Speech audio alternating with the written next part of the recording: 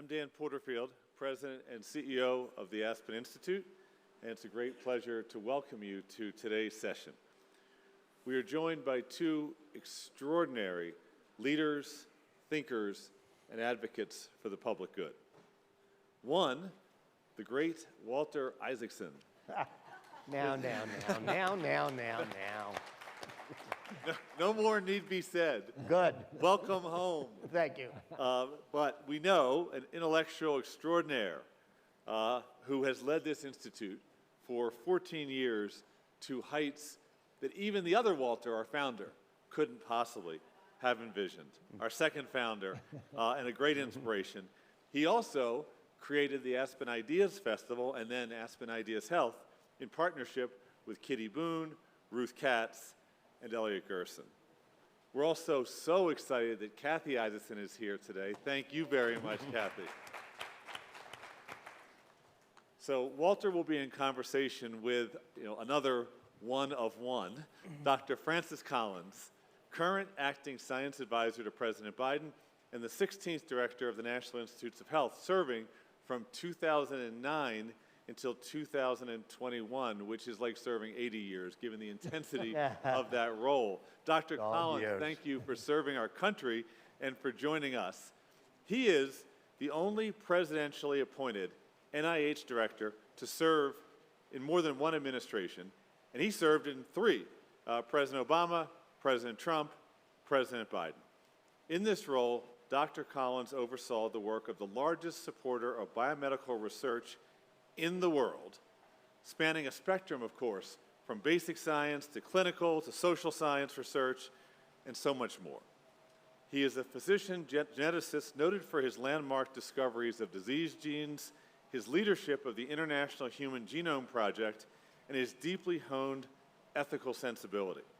He served as National Director of the National Human Genome Research Project at the NIH from 1993 to 2008, where I first met him because we both worked for the one and only HHS Secretary Donna Shalala, who spoke here the last few days, and she was quite a champion of the Human Genome Project, and of course you, Dr. Collins, and she was just on this stage a couple days ago claiming all of the credit for recruiting you into your incredible leadership role, which just started such a rolling sequence of amazing discoveries that would better the human condition. So, Walter and Dr. Collins will be speaking today about moving American science forward, what we can learn from recent leaps in science, from CRISPR to mRNA vaccines to so much more. Please join me in welcoming the two of them to this conversation. Thank you, Dr. Collins. And as Dan said, you led the way in the year 2000, the sequencing of the genome, along with a couple other people, including Eric Lander, your friend, and even Craig Venter, we'll throw him in. And what your particular specialty was mapping the genome so that we knew what effect each gene had. Tell me about the impact of that, first of all, right away, and now what's happening with that. Well, I think will be seen by history as one of the most significant scientific achievements of our age because it brought us into entirely new territory where we know the letters of the code for our own instruction book, all 3 billion of them. We don't have to go back and figure that part out. We have it. It's publicly accessible with a click of a mouse. And it started a revolution in all kinds of ways this can be applied for basic science, but also for clinical medicine. A graduate student today working in any area of life science cannot imagine how you did anything without immediate access to genome sequences of the human and of other species.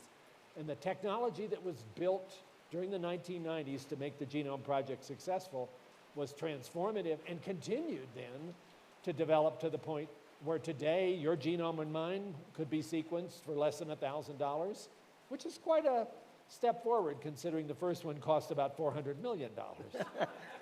But when we sequenced it, there wasn't much we could do with it right away, and now we have tools where we can edit it, including CRISPR and others. Yeah. That seems like that's the revolution. Oh, we've come an awfully long way in those 20 years. You know, there were people the day after the human genome sequence was announced that said, this is going to change everything. When you go to your doctor next week, everything will be totally different. That was silly. But there's this law of technology that true revolutions in science are always overestimated in terms of their immediate impact and underestimated as far as their long-term impact. Genome fits that quite nicely. Where we are now, 20 years later, well, take cancer, for instance. It's impossible to imagine really getting an adequate understanding of cancer without sequencing the genome of those cancer cells and asking them, what has gone wrong here? Why have these good cells gone bad? What mutations have happened and what genes that are driving these cells to keep growing when they should have stopped? And if I had cancer today, I would want that complete sequence done of the tumor compared to my normal DNA to say, what's happened here? How can I match the available therapies with what I know is happening for me? This is precision medicine as opposed to one size fits all, and it's driven primarily by genomics. But what can we now do if we sequence that tumor? I mean, I remember Steve Jobs had his totally sequenced, and yet it didn't help. Will immunotherapy help do that? Let's go there, yes. And you know, if Steve was alive today, the options available for what could have been done with that sequence of his tumor would be considerably a longer list than what's available right now. And look at what we have been able to do with cancer immunotherapy. If you have melanoma or leukemia or lymphoma and the standard therapies aren't working, immunotherapy is likely to give you a phenomenally positive result from things like checkpoint inhibitors, but also CAR T cells. That's basically taking our understanding of immunology, genomics, some structural biology, pile it all in there together, and take your immune system to graduate school. It apparently isn't picking up on the fact that there's cancer cells in the neighborhood, and it ought to be able to see them, but the cancer is pretty clever and sort of sending signals like, nothing to see here, and take your immune cells out of the body, teach them what to look for, give them back, and then a holy war begins where the immune cells go after the cancer cells. And in many of these instances, you don't just get a benefit, you get, dare I say it, a cure. But you say that the cancer cells can evade a lot of this immunotherapy. They're very clever. They know how to send out bad signals. To what extent will gene editing allow our immune system to overcome that defense of the cancer cells? Oh, absolutely, because you want to reprogram the immune system so that it really is targeted specifically towards what's wrong in that cancer cell. Most cancers have a significant number of mutations. Those mutations are coding for proteins that now have a different shape than they would in that person normally. The immune system is always looking around for shapes that don't look like self, whether it's a bacterium or whether it's a cancer cell. But again, the immune system may need a boost to be able to recognize that. That's what you do with a CAR T cell, is basically you give it an additional recognition system it didn't quite have to go after that specific variation that the cancer is. I know in advising President Biden, he has been dedicated to the cancer moonshots and all. What are the breakthroughs? You're his chief science advisor for a while longer at least. Yes. What are the breakthroughs you think you're going to be able to tell him? Well, you're right. There has been no president in recent memory, and may not be for a long time, who cared more about cancer than Joseph Biden. And of course, driven by his own experience, the tragic death of his son from brain cancer. And so he is passionate about this, and his staff always worries if there's a session about science, and particularly about cancer science, that the agenda for the day is going to blow up because the president is going to want to take a lot more time to have that discussion than the staff probably thought he needed. This is his passion. This is what he wants to see as a legacy that he can do as president. So he's pushing all of us pretty hard. The moonshot, which was started under Obama, but was very much shaped by Biden as vice president, and which I was very engaged in back then, has done a lot to put forward some science agendas that wouldn't have happened otherwise, some of the things we were just talking about in immunotherapy. But now what? What do we do if we want to reignite that moonshot? That's the word that I think is now being offered. To do something bold, which is to reduce deaths from cancer by 50% in the next 25 years. That's a bold and But let me interrupt there, take. because Richard Nixon told us, God knows, 40, 50 years ago, that he was going to win the war on cancer. Why have we not been able to beat this? Well, first of all, it's a really hard problem. Second of all, it's not one disease. Cancer is hundreds, maybe thousands of diseases. Maybe every person's cancer is a little different than everyone else when you get down to that level of the DNA. But when Nixon announced this, we had no clue what cancer was about. We didn't realize it was a disease of the genome. That's the fundamental realization that happened after that. And if you want to understand it, and if you want to prevent it, and if you want to cure it, you have to build on that foundation that just wasn't there. It's there now. So what are some of the things? One of the things that I hope, and again, this is all very much under discussion about what should be the flagships of the next version of the moonshot, would be to really look at this new way of doing early detection, the so-called multi-cancer early detection, MCED. You're going to see a lot about that. It was talked about this morning at 9 o'clock. Basically, these are new tests which, in a simple blood test, look for cell-free DNA. That is DNA that's floating around in your bloodstream, but it's not inside a cell. And it got there because somewhere in your body there are cells that are leaky. And cells that are leaky are often cancer cells. So you shouldn't have much of that there. And if you find that there, that tells you somewhere there's something getting started.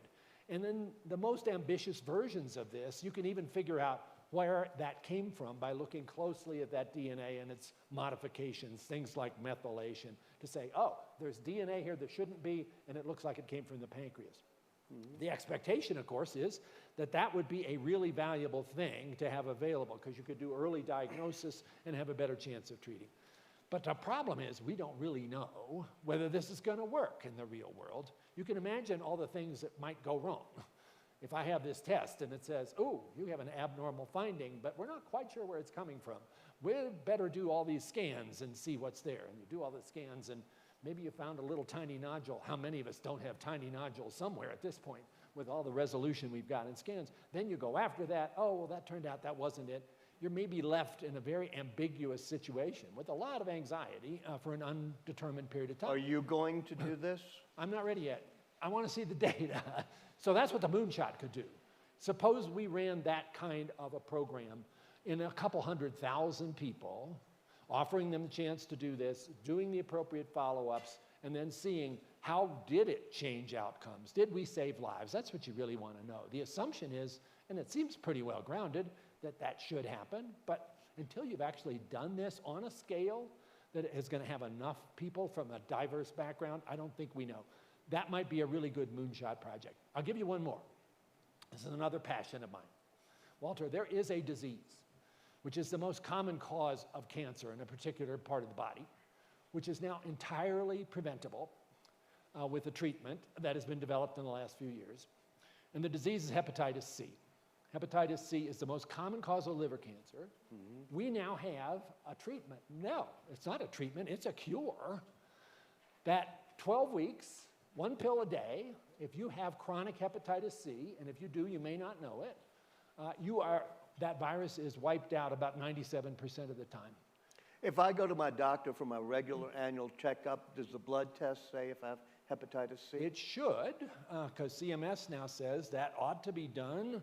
The U.S. Preventive Services Task Force says screening for hepatitis C ought to be available to anybody from 18 on, but it's not really getting done very systematically. There are 2.5 million people in the United States right now who have chronic hepatitis C. Maybe half of them know it, the other half don't. And they are ticking time bombs because without that curative therapy, they're going to develop cirrhosis. They may end up with liver failure and need a transplant. And they may develop liver cancer, which is almost always fatal. This killed my brother-in-law. And this is entirely preventable. And if we have these blood tests, one of the problems with cancers that's truly devastating is when you can't detect them, whether it be pancreatic, liver, many of the organs like that. You know, you don't feel anything, it's not a note. Will that detect those, and how soon will this be happening? So that would be the multi-cancer early detection, and we don't know just how good it's going to be at early detection. For hepatitis C, we're there right now. The test is really accurate. It will cost maybe $10 billion to find those 2.5 million people and get them treated, but we will save about $26 billion in healthcare costs that they will then not accrue, and we probably save about 110,000 lives. Now, how often do we get to do that? A terrible disease that causes cancer and cirrhosis and need transplants, and we could cure it now, but we're not doing it. So why are we not doing it? It's expensive, and most of the people who have this are not those that are getting the gold standard of medical care, if we have one at this point. They are people who may be on Medicaid, they might be uninsured. Some of them are incarcerated because this is a disease that you can get by intravenous drug use. But those are still people who need this help. If we can't figure out how to do this, then I really despair of our medical care system when you have a system that is this compelling, that needs attention. Is there one big, surprising, huge leap that could happen on cancer? Okay, my other big, surprising, huge, and now this is really getting out there, is we ought to be able to develop cures for stage 4 cancer. I meant to be provocative, not just delay the progression, giving you a few more months. I'm talking about cures for stage 4 cancer. And if we get there again, I think the immune system will largely be our best hope. And there's some very aggressive, ambitious, visionary protocols right now being attempted that maybe do work. Steve Rosenberg at NIH in the Cancer Institute has this incredibly visionary program, which is really difficult for people to get through because it makes you super sick when the war is happening between your immune system and the cancer. But he's treated now a couple dozen people with metastatic stage 4 solid cancers, pancreatic, gallbladder, breast, and about 25% of them appear to be cured. Now, normally that would be 0. So something's working there, but of course that means it's not working for everybody. Why don't we make that a big push for the next thing? Cures for stage 4. I'm on board, are you? And what, yeah, bravo. And what about, there was a recent study in which 100% got cured of a particular type of cancer. So that was a rectal cancer, and that again was an innovative immunotherapy approach. And they thought, well, maybe it'll help a few people. Now, admittedly, N equals, I think, 12 in that study. So we got to get a larger group and see whether this holds up. But 100% for something that looked pretty serious, that's fantastically indicative of the possibilities that we might be able to see more of. You keep talking about immunotherapy, which depends on our immune system, which is a tricky beast, as we found out during the era of COVID. Is that dangerous that our immune system is going to have to be our main line of defense there, or is that inevitable? Well, you do have to think about what are the consequences. Everything that you have an intervention, there's an opportunity for some trouble. And certainly there are indications that sometimes when you activate the immune system, it goes a little too far and people develop autoimmune diseases. So we have to keep that very much in mind, matching the benefits and the risks. But I think for things like advanced cancer, the benefits are well worth it if it's going to actually save you from what is otherwise a serious downhill course. On COVID, when do you think we'll be able to just treat it like the flu? We're not quite there yet. Certainly, we are making progress, Walter, not just in how to prevent this with vaccines, although we've come a huge way there, but also in the next generation of antivirals. Paxlovid, which everybody has, I think, heard quite a lot about, which is a wonderful development, an antiviral that actually stops the viral life cycle and has helped a lot of people at high risk who got COVID anyway, even if they were already vaccinated. It certainly happens. But we need a whole menu of those kinds of antivirals, and there are others that are in the works, because a lot of people can't take Paxlovid because it interacts with other drugs, and so they don't have that as an option. Yeah, and going beyond COVID, let's be clear, this is not the last pandemic that we're going to face in the world in the coming years. And one of the lessons we must not forget is that we would do so much better if we were prepared for the next one. We were lucky with COVID that we had this messenger RNA platform, which had been built over 25 years, and particularly with the work of Barney Graham and Kizzmekia Corbett, was just totally primed in the space of 48 hours to design an mRNA vaccine for COVID. If that hadn't happened to be synchronized just like that, this would have gone on a whole lot longer without any kind of hope of prevention. But what about the next pandemic? We can write down on a list the sort of 7 to 12 viruses that are most likely to be the culprits the next time. So why are we going to wait to see which one it is? Let's start now to do the early steps of developing vaccines and antiviral drugs for all of those. Why do you think it's going to be viruses? The odds. Influenza. You don't think we'll have a bacterial we could. or Yeah, fungal? I didn't mean to rule that out. We certainly could have a bacterial. It just seems, if you look at the history, the things that seem to spread most rapidly by the respiratory route, because that's what we really worry about as far as spreading quickly across the world, are viruses. You said mRNA is allowed us to make the vaccines, and what Yeah. the messenger RNA does Yeah. is tell our cells to build a protein that it's got programmed in, and in this case, a facsimile of part of the spike protein. What could we use messenger RNA to have our cells do besides things like that? Well, we're back to cancer, Walter, because there again, the ability to immunize somebody against some kind of protein in a big hurry is the kind of thing you'd want to do for somebody who has cancer. It hasn't really worked very well with previous vaccine platforms because they take too long. So if you're somebody who shows up with stage 4 colon cancer and you know kind of what you want the immune system to go after, to make a vaccine for that and then to actually get it administered before this has gone on already too long is really tough. But mRNA reduces the cycle time dramatically for testing these things out. So there's a whole lot of excitement now about cancer vaccines going to the next level.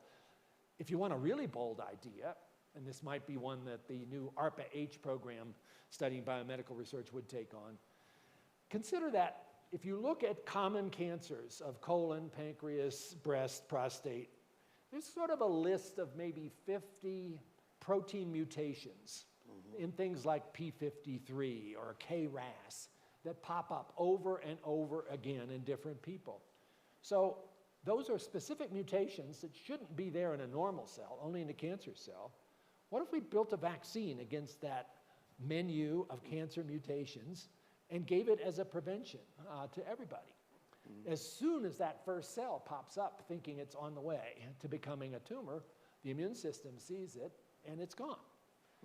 It sounds plausible. Now there might be all kinds of unexpected effects, side effects and so on. We need to do this very carefully in an animal model first. But with this mRNA vaccine, you could imagine doing that. Because an mRNA vaccine, also you can multiplex this. You don't have to just make a vaccine against one target. You could make a multiplex vaccine against 50 targets like we're talking about. It's not that much harder. It's just messenger RNA. Just plug in the sequence you want and away you go. Well, you were famous for dealing with DNA, and now it's sort of unknown sibling RNA has become the star of the show. It's created these vaccines. It's also created a guide that will allow enzymes to cut our genes. Why? and Whatever edit are them. you talking about, Walter? What am I talking about? Yeah, you know, DNA was a little jealous here that RNA was getting all the attention. It often happens that the unknown sibling does most of the work. You know, DNA just sits there in the nucleus of the cell, Yeah. curating information while RNA actually does something. Exactly. But DNA is having its own moment to shine here in a partnership with RNA, and that's CRISPR, and what Walter's talking about, this remarkable revolution about how you can not just read the sequence of DNA, you can actually edit it with the appropriate combination of enzymes and guide RNAs to tell you exactly where you want to go. This is just breathtaking in its power, and it's unexpected specificity. If you told me 10 years ago that we would be doing this kind of gene editing on human cells with this accuracy, I would have said, there's just no way there's a system that's going to do that. But coming out of basic science and studying things like bacteria and yogurt, they basically had to figure out, those organisms, how to fight off invading viruses. So they needed a way also to recognize what's self and what's not. And what the system that CRISPR-Cas is able to do is to recognize foreign RNA or DNA and cut it, knock it out. And that same system, it turns out, is amenable to applications in lots of other cells, including human cells. So we now have this rapidly growing menu of possibilities of not just accepting what's in a particular cell, but changing it in a very targeted way. I'll give you an example that is very much near and dear to my heart because it's going on in my own lab at NIH. And there is this heartbreaking disease called Progeria. It's the most rapidly progressive, most dramatic form of premature aging. These kids appear normal at birth, and over the course of the first couple of years, it's clear something's not going right. They start to look like little old people. Their brains are developing normally. Without intervention, they'll die at about age 12 or 13 of a heart attack or a stroke, just as if they were 80 or 90 years old. The disease is caused by one letter out of 3 billion that is misspelled. Should have been a C, it's a T. And you want to do something to help these kids. Well, this seems like the kind of place where maybe gene editing, fix that one letter, could be beneficial. So we've been working on that initially right now. Maybe we're a year away from a human trial on a mouse model. The mouse has exactly the same features as the human disease because we engineered it that way. And we got to the point where a single infusion of a CRISPR system targeted to that single letter to change that T back to a C in the mouse model extended lifespan by about threefold, almost to a normal age of the mice where they were normally dying at age 5 months, and prevented all the cardiovascular problems, which were generally the end of the line for those animals. Single infusion, one time, correcting that mutation probably in about 20 or 30% of the cells in the body. That was just astounding. Is that mutation heritable? No, it's always a first-time de novo, as we call it, mutation in that child. It's very rare. There may be 200 kids in the world that have this, but they all have that in common. Just a misspelling of that one letter, and you get this. And we also have that one letter misspelling that causes sickle cell, and that's heritable. In other words, would you be in favor, if it could safely and easily be done, to edit it out of a whole germline, meaning not only would you try to cure a patient, but their kids would never inherit sickle cell? And that gets us into much more delicate territory that needs a lot of thought. You know, sickle cell disease is inherited. It's what's called recessive. People who have one copy of the sickle mutation and one normal copy, they have trait, they're fine, they don't have symptoms. But if you happen to inherit the mutation from both parents, you have the disease, and it's a terrible disease that causes incredible pain and suffering for the entire lifetime of the individual from these crises and a shortened lifespan. And it is now curable using a CRISPR approach to actually fix the problem. But let's make it clear, that means removing bone marrow, $1 million at least treatment. Yeah.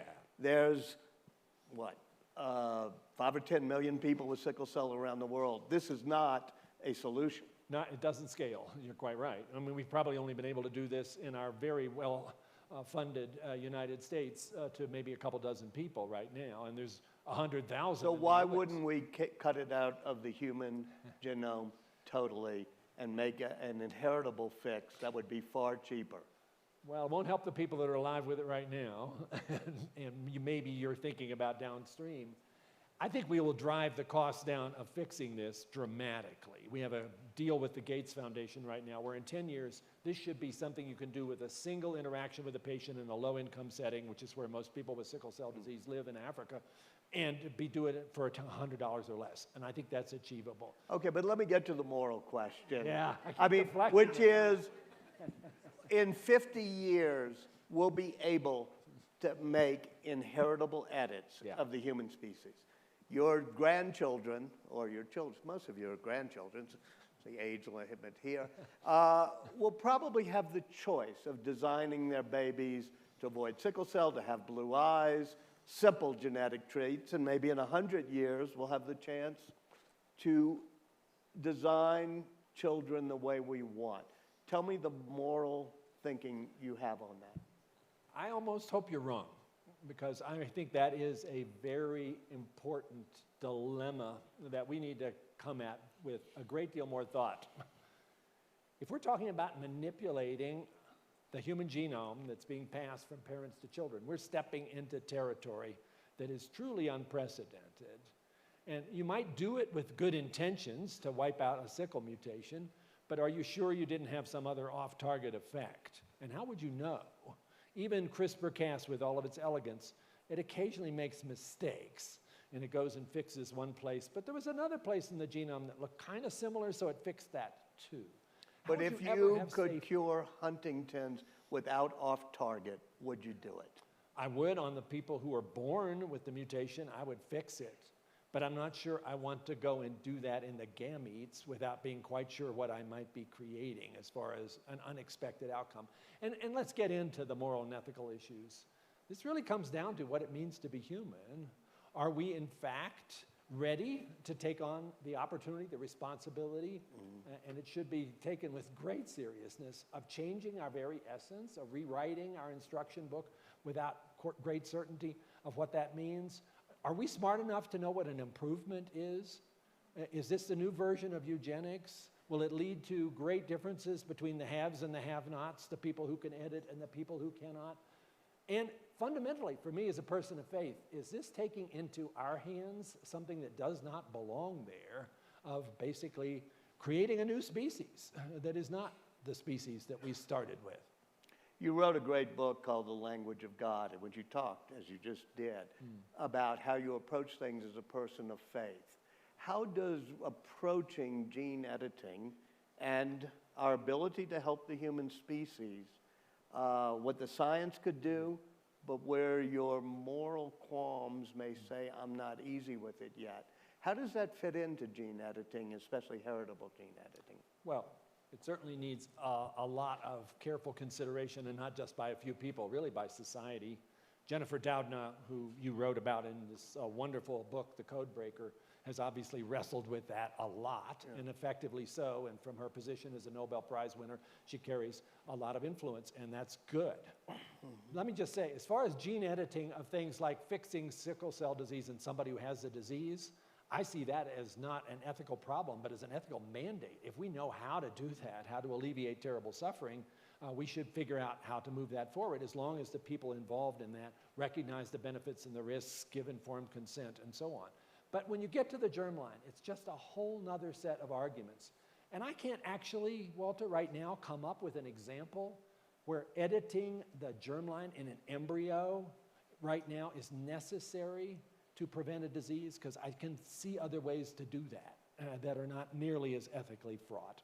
So if somebody here wanted grandchildren who were taller, or different hair color, you would find that morally offensive?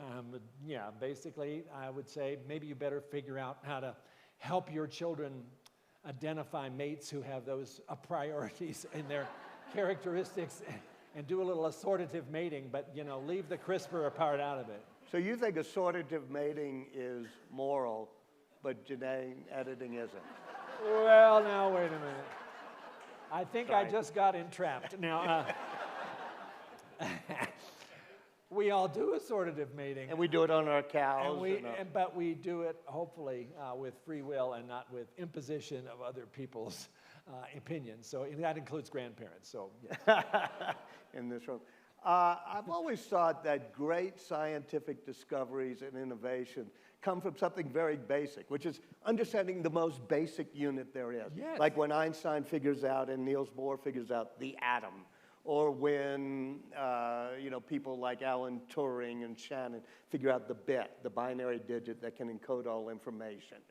In some ways, the basic unit of life, or correct me if I'm wrong, is the cell. Yes. So tell me how understanding that, which we haven't up until recently, changes things. Oh, Walter, I'm glad you brought that up. Yeah, I think you could say, what are the three most significant thematic developments in biology and all of history that hold the whole thing together? One is evolution. One is the idea that there's heredity being passed from parent to child, and that's DNA, because we know the molecular basis. And the other is the cell, the unit of all living things. And until maybe 5 or 6 years ago, we did not have the tools to ask a single cell, what are you doing? We could grow up a whole bunch of identical cells in a Petri dish and ask several million of them, what are you all doing? And kind of assume that they're all kind of doing the same thing.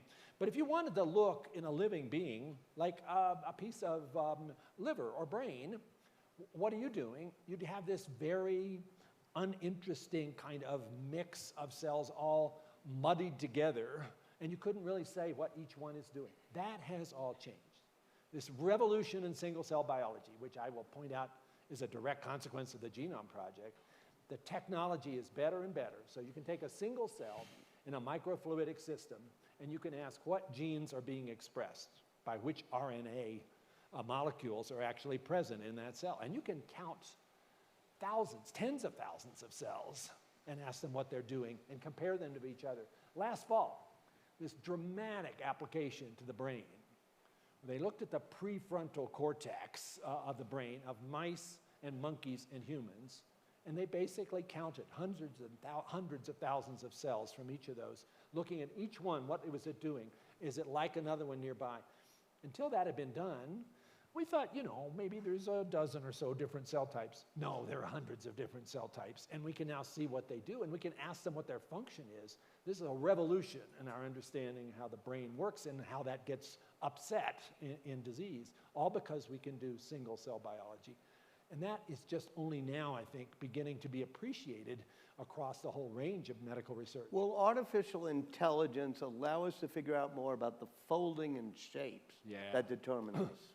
And we need artificial intelligence sometimes just with the cell biology I was talking about to try to figure out what are the lessons there. But no, shapes.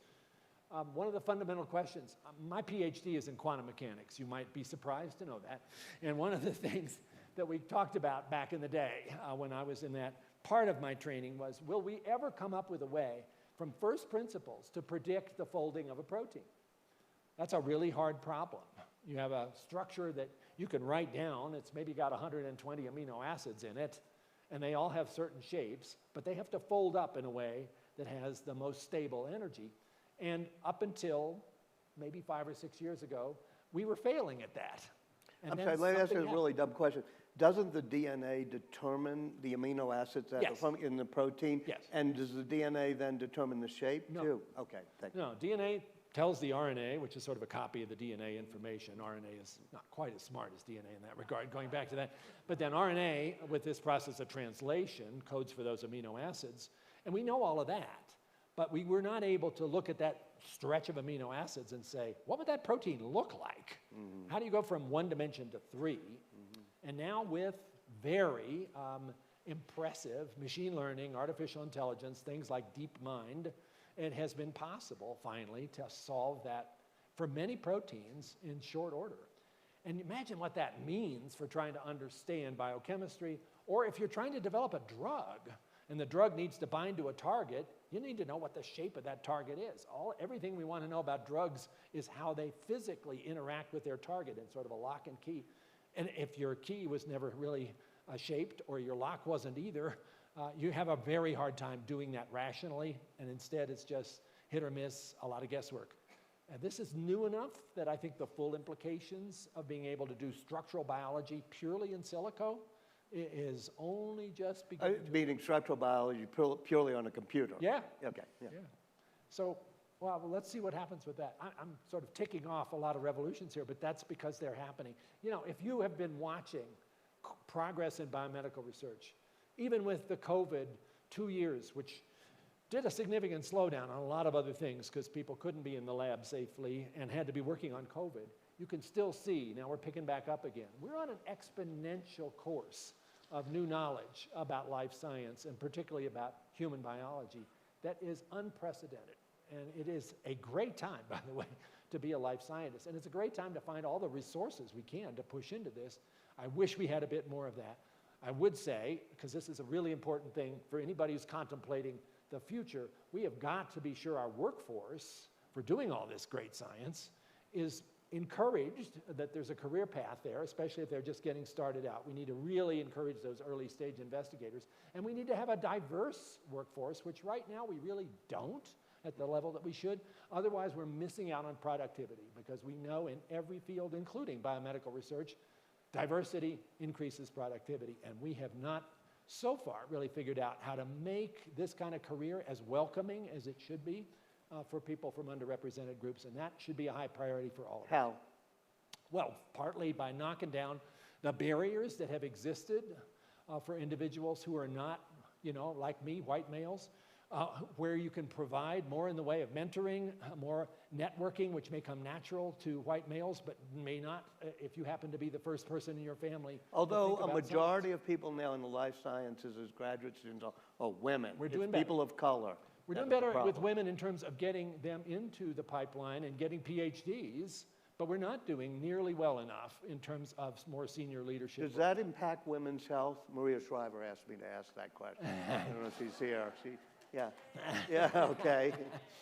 Of course it does. Yeah. And it impacts other health disparities if you don't have a lot of people from a particular background, whether it's African Americans, people of Hispanic background, or American Indian, Alaska Natives. That just means there's going to be less focus in that area and less likelihood in a clinical trial of the sensitivities and the effectiveness you need to get the trial to run successfully. The greatest mysterious frontier ahead of us, to my mind, actually I've just used the word, is the brain. Yes. I mean, we just don't understand at all what those cells are doing the way we understand other cells. What breakthroughs do you see there? Well, the brain is clearly the ultimate frontier, I think, in human biology. I would argue that 86 billion neurons between your ears represent the most complicated structure in the known universe. Because each one of those has about 1,000 connections. We are getting better at being able to map those connections, and as I mentioned, to actually do the cell census of what cells are in there and what kind of function are they doing. But we're going to need everybody on deck here and a lot of machine learning to try to put that together into a coherent way. What we really want to know, and that's what the BRAIN initiative started by Obama is now aiming to do, is not just to look at individual cells, but actually to understand circuits. What circuit is involved in what I just did by moving my arm? What circuit is involved in my laying down a memory of having sat in front of you and then recalling that 2 hours from now? Maybe I will, maybe I won't. We don't really understand those really fundamental issues. There are probably some serious, deep messages there about how the whole thing works that we haven't discovered. Is that because those circuits might not be totally digital, the way we think of circuits, and that there is an analog component? That certainly could be, because if you understand how neurons fire, there's certainly some analog stuff going on there. They're not just zeros and ones all the time. And so maybe our computer models are going to come up short in being able to really... Is that why our brains, or will our brains always be fundamentally different than the intelligence done in a machine? I think we'll learn from the machine how to understand the brain, and what we learn from the brain will result in new designs of the computer. That's the expectation. So maybe we will have computers 10 or 20 years from now that are doing things in a way we wouldn't have otherwise thought of, building off of what we learn about how our brains do those same things. Why is Alzheimer's so hard to... Yeah, it is so hard. It's complicated, I mean, and it's been so frustrating. And certainly now there's a lot more research effort going into this. The Congress has more than quadrupled funding for Alzheimer's disease research in the last 10 years and brought a whole lot of people with new ideas into that space. We know that amyloid is one of the bad players, but it's not the only player that builds up in the brain in somebody with Alzheimer's. And ultimately, that, along with tau and some other proteins, results in the gradual deterioration. We know that Alzheimer's begins a whole lot earlier than generally can be detected. And if we learned anything about therapeutic interventions, it's that they're probably not going to work if you wait until somebody has advanced dementia. You're really going to have to catch this at the earliest possible moment, maybe even before there's any evidence of cognitive impairment. But on a scan, you could say something is starting to happen there. Or as we heard in a talk yesterday in the digital session, maybe something as subtle as wearables telling you your sleep patterns have changed, or other subtleties that are the first signs that the brain is not quite doing what it should, even before you know about it. That's where the direction is going. Find the earliest biomarkers and then try all of the therapeutics going beyond just monoclonal antibodies to amyloid to lots of other things until we get somewhere that looks like it's working. What proportion of the cause of Alzheimer's is genetic? I don't remember the percentage. It's significant. There's this one particular variant called APOE4. If you have APOE4, your risk of Alzheimer's goes up 3-fold. If you had 2 copies of APOE4, it goes up 15-fold. There are few people who have that who are over 85. Should people be sequenced, or does that help? Well, you should decide yourself whether you want to know. I had my analysis done, and they got to that point and said, do you want to know if you've got APOE4? And I had to think about it a while, because once you can't unring the bell, once you have that information, you can't tell your insurance company you don't have it, by the way. And they may ask you if you're going to apply for long-term disability. Oh, by the way, have you had any DNA sequencing done? I decided to find out. I do not have APOE4. I'm very happy to be able to report. I might have guessed that anyway, because I'm fortunate both my parents lived to 98 and didn't have any evidence at a fairly advanced age of this kind of issue. But people have to decide. I think a lot of people would say, no, thank you. If you can't do something to reduce my risk, why do I want to know that? But that's an intensely personal question. Let me, I'm sorry, I haven't gone to questions, but yeah, right here. Yes. Knowledge is power. You have the knowledge and Yeah. you act upon it, then I actually know I have half of the gene. So I've participated in prevention studies, and I, really think that CMS needs to think about paying for early prevention efforts and also for the medications that are in the pipeline. CMS might have a view on that, but certainly I agree knowledge is power, but I think this kind of knowledge, it's very much sort of a personal view about whether that is the kind of knowledge that you want to take on board right then. I applaud what you're doing, especially getting involved in the research part, and there's a lot of research that we can do quickly and learn about. CMS generally isn't going to be interested in covering something unless it's a prevention that has been proven to change outcomes. We're not there yet, unfortunately, with Alzheimer's, but we want to get there. So we are all ready to go to CMS and say, okay, now. Yes. Hi. So I've heard that the gut is the new next frontier after the brain, and so I was wondering if you could talk a little bit about what's going on in advances in the microbiome and how signals that you get from food can initiate things happening in the brain and what we are knowing about that. Thanks. What a great question. Yeah, and the brain and the gut are very much talking to each other all the time, as if we didn't know that already. The microbiome clearly is turning out to be much more consequential for health and illness than our simple ideas, where we kind of thought of it as only causing an occasional outburst of some terrible gastroenteritis. Your microbiome, by the way, all of those organisms that live on you and in you, they outnumber you in terms of the number of cells and certainly the number of genes that are represented there. And they are healthy for you, they're good for you, and yet they can get out of balance, and certainly we know in instances, well, on the skin, for instance, like eczema, or in the GI tract, things like Crohn's disease, there's a contribution there. But it's much more than that.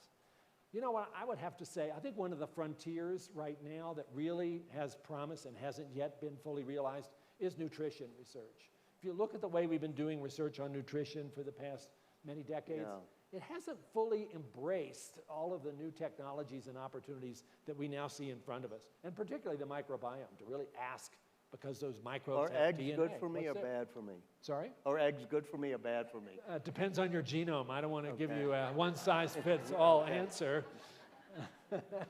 They might be. Way back there with the hand up, yeah, on the aisle. I'm sorry, we're trying to get our mic runners good exercise. We got about 5 Thank you. minutes. So I just wanted to say that I am an NIH-funded investigator of color studying Alzheimer's disease. So Bravo. I just wanted to say that all those funding increases have made a little bit of a difference. But my question is for Dr. Collins. You're on the record stating that we should have invested a little bit more in the societal landscape that shaped hesitancy and misinformation around COVID-19. So there's clearly some contribution of contextual information that's necessary to translate efficacy to effectiveness. What does a future of American science look like? When, especially when we're focused on individualized and precision care, when individuals, especially given today's overturning of Roe, face greater restrictions to healthcare that otherwise could inform these moonshots and breakthroughs. So in other words, how does futuristic medical science operate in a context that does not allow women, for example, free or equitable access to medicine? Wow.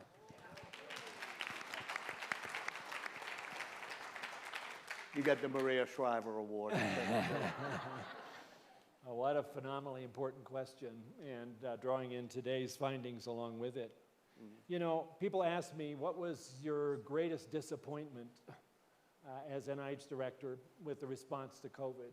There's so much to be proud of in terms of the vaccine developments, the way in which clinical trials will set up for therapeutics in record time, the development of new therapeutics through a program called diagnostics through a program called RADx.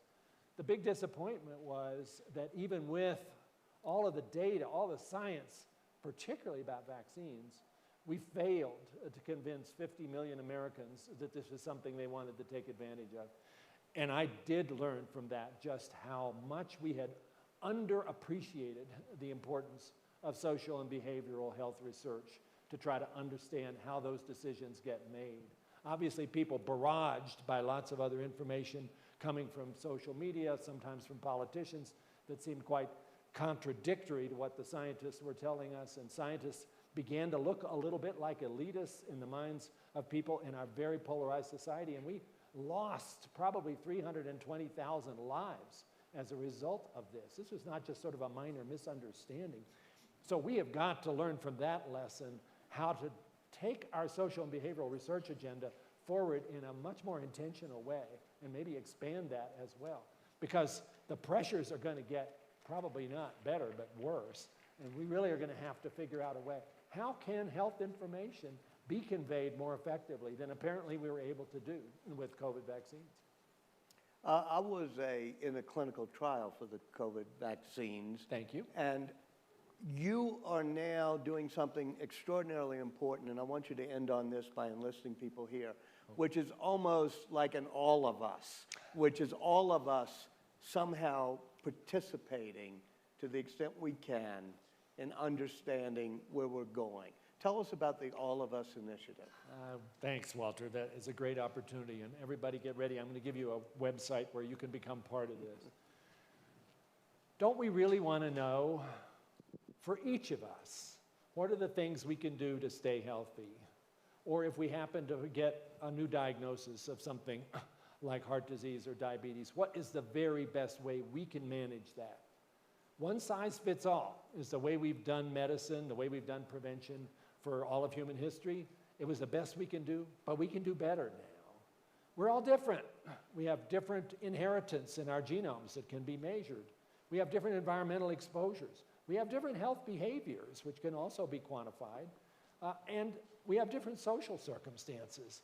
If we could put all of that together and then identify for that individual what's the optimal way to maintain their health, we'd be a whole lot further along.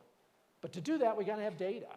And we have to have data on an extremely diverse group of people who represent really the whole country. And that's what this program called All of Us is. Another one started under Obama, which is now in about its 5th year, aiming to enroll 1 million Americans who are going to be our partners. I'm one of them. Some of you might be. I'm curious, is there anybody here who's already participating in All of Us? Okay. Bravo. Got a couple here. Maybe by the end of today, it could be all of you, because Yes. what are you asked to do? You're basically going to become research participants. You will sign up. You will answer a whole bunch of questionnaires about your health behaviors, your diet, your nutrition. You will be scheduled to give a blood sample. You will have your genome completely sequenced, and all that information will be given back to you. This is a research project where you're involved. Everything we know about you, you will know about you. Although I guess you could say, I don't want to know these You two could things. say that. Okay. And you could say, don't tell me stuff that you don't understand either. And there will be some of that. But like on your Alzheimer's, when you Yeah, and absolutely. your insurance company won't be given that Absolutely. data. No, this is Okay. protected legally against that kind of intrusion. And you will also, and this is where people go like, wow, you would do that? You will make your electronic medical records available for researchers, anonymized so they can't tell it's you, and the researchers have an absolutely strict binding promise that they will not try to figure out who you are. And so all the researchers who have great new ideas about how to use this are going to be able to tap into this database. And this has reached the point now of about 420,000 enrollees, so we're almost halfway there. If you're interested, and you got to think about this, because yes, maybe there are some risks here of information about you that somebody might see that you didn't want them to, but the protections are very strong. Go to joinallofus.org, joinallofus, one word, .org, and you can learn how to become part of this. This is, I think, one of those amazing adventures that we can all go on together. And it's going to give more and more information as the years go by. I think if you sign up, kind of figure this is not for this year or next year. This is for years to come, because the more information gets developed, the more power there will be. So please join. Dr. Francis Collins. Thank you. Sir. Yeah. Very good.